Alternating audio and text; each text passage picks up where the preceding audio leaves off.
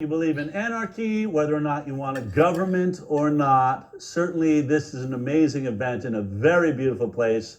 I was given about, I think, 30 minutes to try and talk about the vaccine issue. And, you know, you've seen me speak at Autism One, very different audience of parents who I even say in the talk I gave there have taught me something and much of what I know. At Acapulco, what I thought was interesting is so many of the speakers there are talking about what they think is the oppression happening in the world and the control by government of our lives and needing to break free.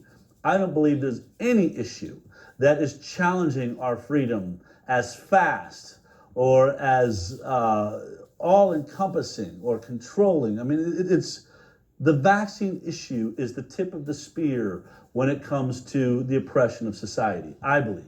And that's what I tried to get across at an event that was all about control and how do we release that control. This is a very different audience. I hope you enjoy my talk in Acapulco. I am so honored to be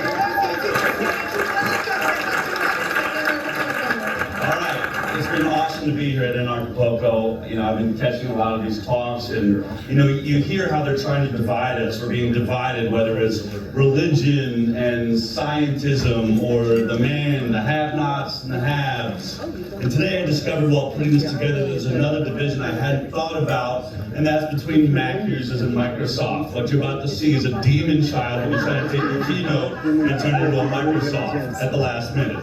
Anyway, moving on, let's just go ahead and get started here. If you have been watching your television for the last month, this is what's happening. We have a measles outbreak in Washington. It was about 35 people in a singular religious group that had not vaccinated, they got measles.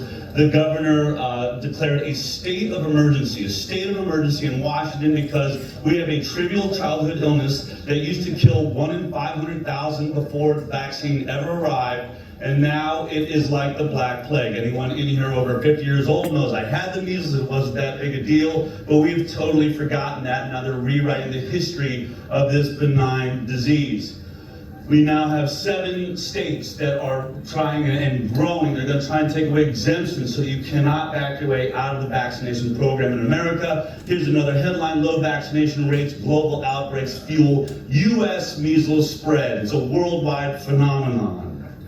It gets worse. 3 days ago, pressure now mounts on Facebook and Google to stop anti-vax conspiracy theories. Adam Schiff is trying to put pressure from our government onto Facebook, onto the social media platforms to kick guys like me, when I show the high wire, off of Facebook forever. This is where this is going. And then the WHO now says that anti-vaxxers are a global threat. We've just made the top 10 biggest health threats in the world is anti-vaxxers. Thank you very much. And lastly, this terrifying, this is where we've known it is always going to lead, it's time to admit that anti-vaxxers are terrorists. They're going to try and use the Patriot Act to come after guys like me and say that you are destroying the health of America, you are putting people at risk, and perhaps they can throw us away in jail without a lawyer.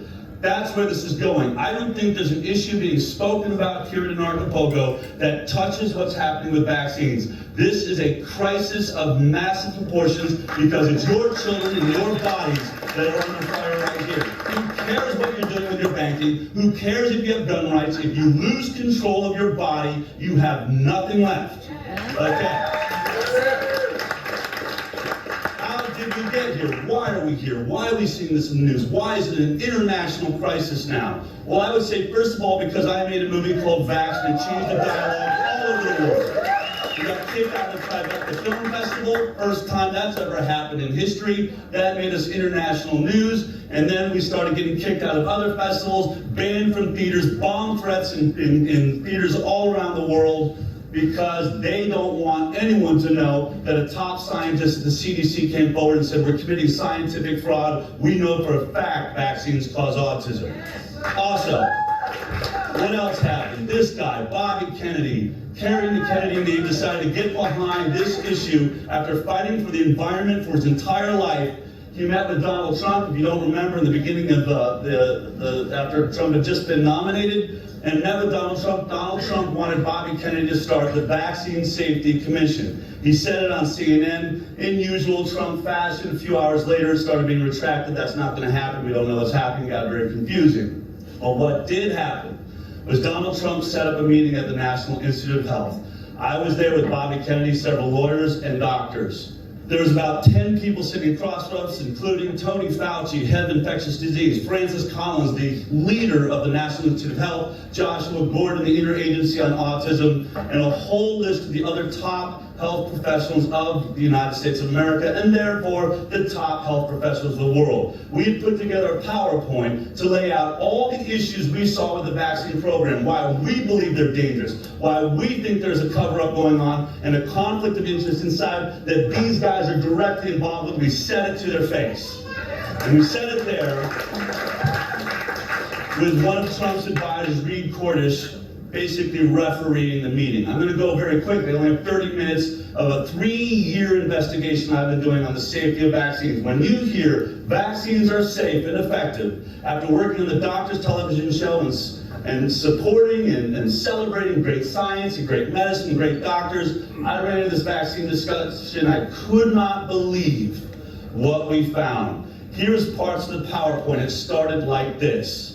We said to them, in 2017, one of the great vaccine scientists of our time, Peter Abe, who is responsible for promoting vaccines all over the third world, decided to do a study we've been demanding to have done in America forever, which is a vaxxed versus unvaxxed study. He had a program in Guinea-Bissau, Africa, that had given DTP vaccine to children 3 to 6 months all over Guinea-Bissau. Because the way they did the age groups, if you didn't meet that age group, you're 1 day off, you didn't get the vaccine. Also, the difficulty of traveling the country and getting to all the different groups, he realized 30 years ago when I did this program, I actually have half the kids that got vaccinated and half that did not. I have a perfect control group, and I have the ability to finally ask the question, are we safer when we vaccinate? Specifically to the DTP vaccine, what he discovered when comparing the two groups. DTP was associated with a 5-fold higher mortality than being unvaccinated. All currently available evidence suggests that DTP vaccine may kill more children from other causes than it saves from diphtheria, tetanus, or pertussis. In fact, it was 5-fold when given at the same time as the oral polio vaccine, but when it was just given by itself, 10 times the rate of death in children than those that did not receive the vaccine. We know for a fact DTP kills. We are currently trying to sue UNICEF, and we're putting them forward to look at the International Criminal Court to say, you are killing children. You know, we've submitted to WHO, to UNICEF. This is illegal, what you're doing. And the question is this to the NIH. If it took 30 years to do a retrospective study and finally compare vaxxed to unvaxxed, we've been killing children for 30 years with the DTP vaccine. What are we doing in America to ensure that we are not killing children with our vaccine program? Because it's not one vaccine, it's 16 vaccines now in 72 doses.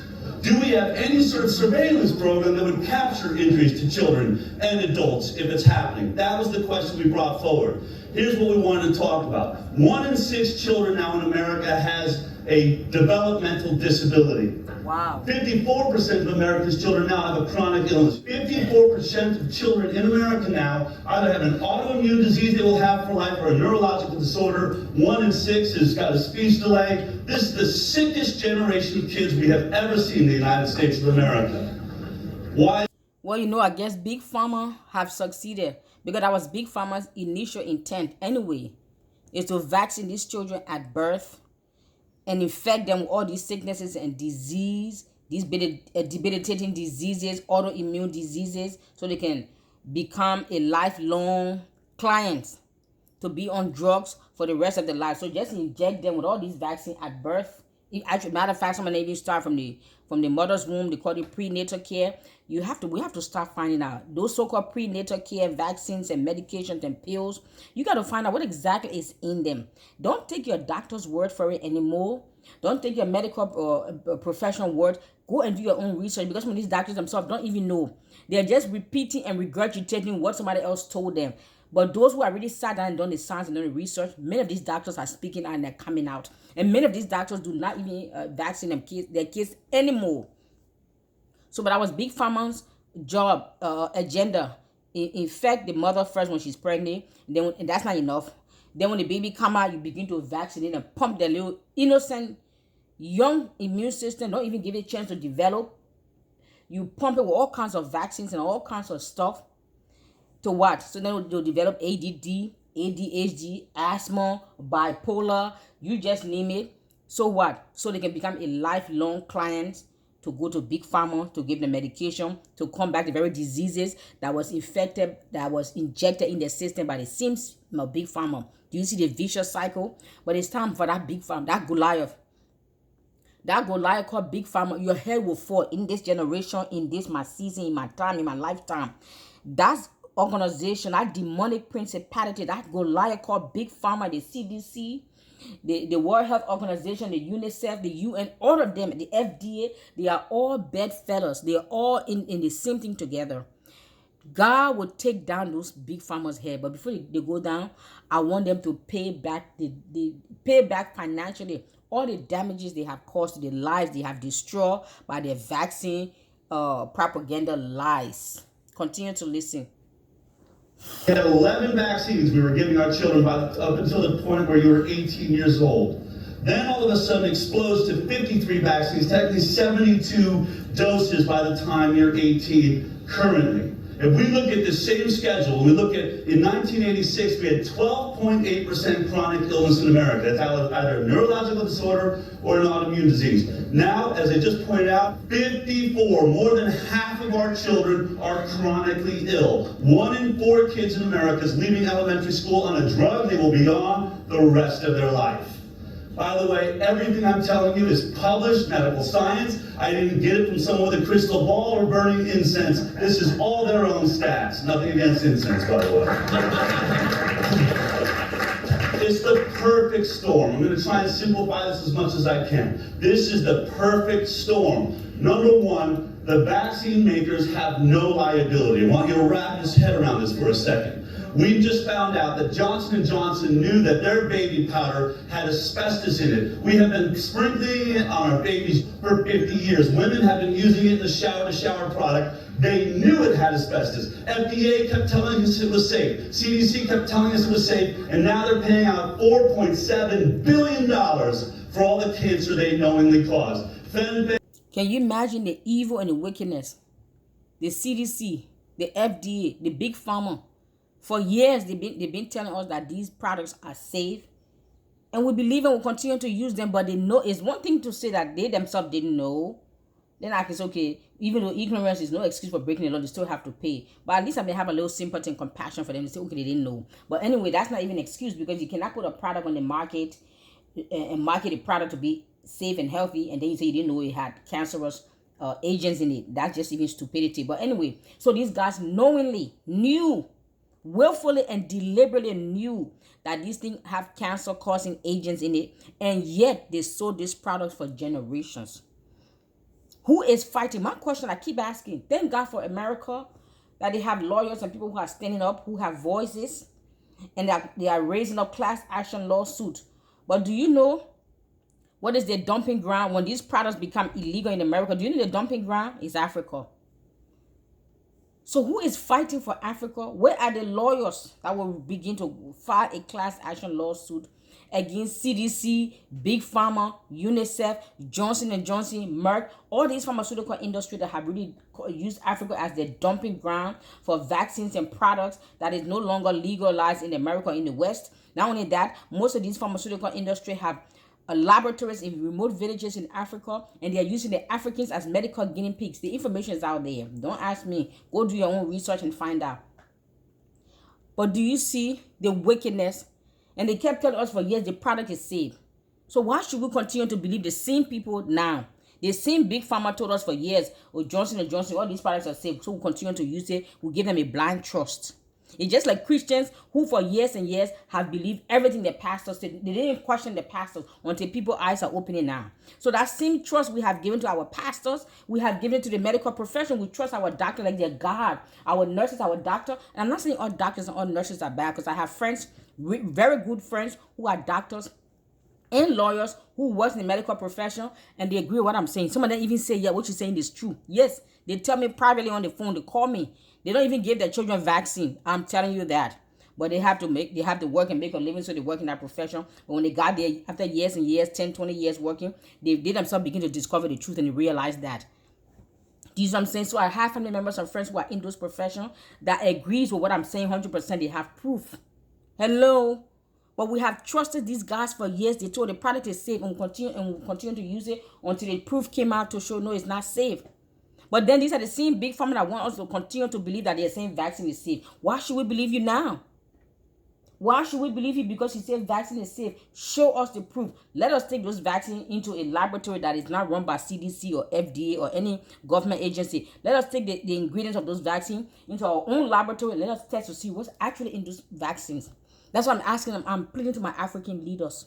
Whenever somebody like Bill Gates or anybody come to the continent, they want to give out free vaccines. Why do we line up? I don't understand. Can we find out? First of all, just say, Bill Gates, thank you for your vaccines. However, we will take those vaccines, we'll go to our own laboratory, and we'll test to see what's in them. But no African leaders have the sense to even ask. They just welcome it. They constantly just like an open door. You want to give her free vaccine? Come on in. They inject you. Next thing you know, they give you those free vaccine. Ebola breaks out. AIDS break out. What else? A whole new generation of African young men and women are sterilized. Or they have cancer in the uterus or cancer in the breast. Does anybody know? There are laboratories in Africa, in remote villages in Africa. But they tell the African government, who are so ignorant, they tell them, we are here to open up laboratory to research vaccine, to give you guys free vaccine, and they give them free lands. Or they bribe some crooked, evil, wicked politician in Africa, and they let them in. But the age of awakening is upon us, and this evil and atrocity that have been done to humanity for years will no longer go unnoticed and unnoticed. It will no longer go unnoticed, and they will have to pay. Big pharma, you pay in America, you pay in Africa, you pay for all the lives you have damaged. Keep listening.